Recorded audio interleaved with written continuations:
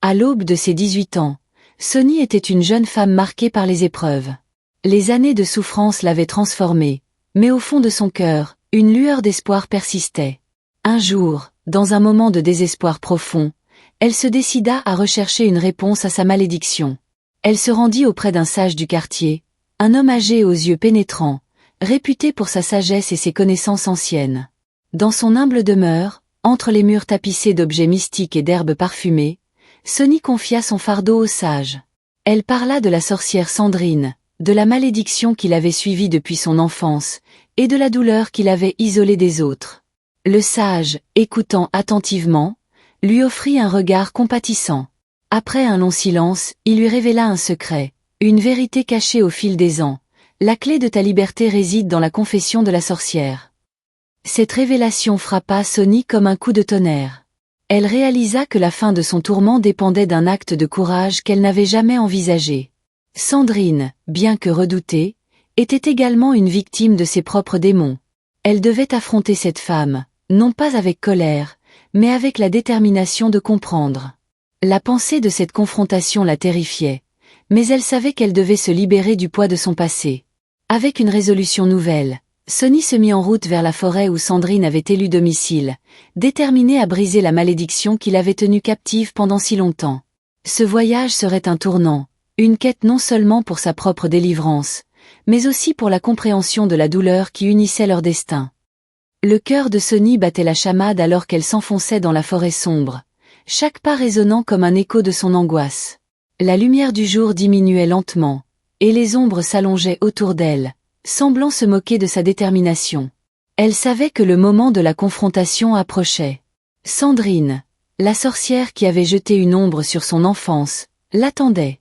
En arrivant à une clairière, Sonny aperçut Sandrine, silhouette inquiétante au milieu de l'obscurité. La sorcière, vêtue de noir, semblait à la fois puissante et vulnérable, comme une tempête prête à éclater. Les souvenirs des années de souffrance défilèrent dans l'esprit de Sonny. Les moqueries, les larmes, l'isolement. Mais ce jour-là, elle n'était plus la petite fille désemparée. Elle était une jeune femme prête à affronter ses démons. « Sandrine !» cria-t-elle, sa voix vibrante d'émotion.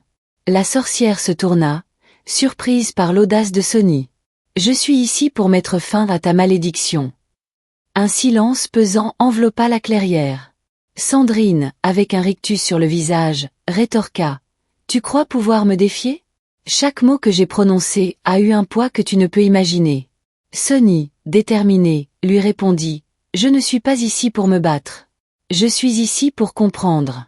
Pourquoi m'as-tu maudite ?» La tension était palpable. Sandrine, réalisant la force qui émanait de Sonny, commença à baisser sa garde. Les révélations et la culpabilité qu'elle avait longtemps réprimées surgirent. Cette rencontre, bien plus qu'un affrontement, devint une danse entre douleur et rédemption. Chacune d'elles, à sa manière, portait le poids de la souffrance, prête à libérer enfin des chaînes invisibles. L'affrontement entre Sonny et Sandrine fut un tournant décisif, une rencontre marquée par la douleur, la compréhension et finalement, la rédemption. Au cœur de la clairière, les mots échangés, chargés d'émotion, permirent de briser le cycle de souffrance qui avait duré si longtemps. Sandrine, confrontée à ses propres démons, réalisa l'impact dévastateur de sa malédiction sur une vie innocente. Elle confessa ses erreurs, non seulement pour se libérer de son propre poids, mais aussi pour offrir à Sonny la possibilité de guérir. À ce moment-là, une transformation subtile s'opéra.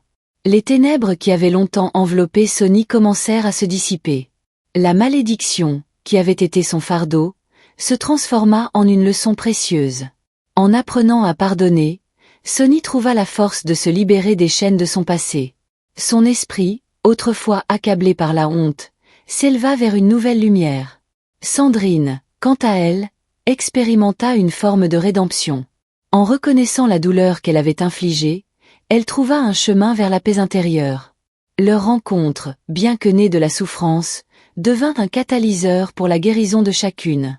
Les années passèrent, et Sonny devint une voix pour les autres, partageant son histoire avec courage et empathie. Elle incarna l'idée que même les épreuves les plus sombres peuvent donner naissance à des éclats de lumière.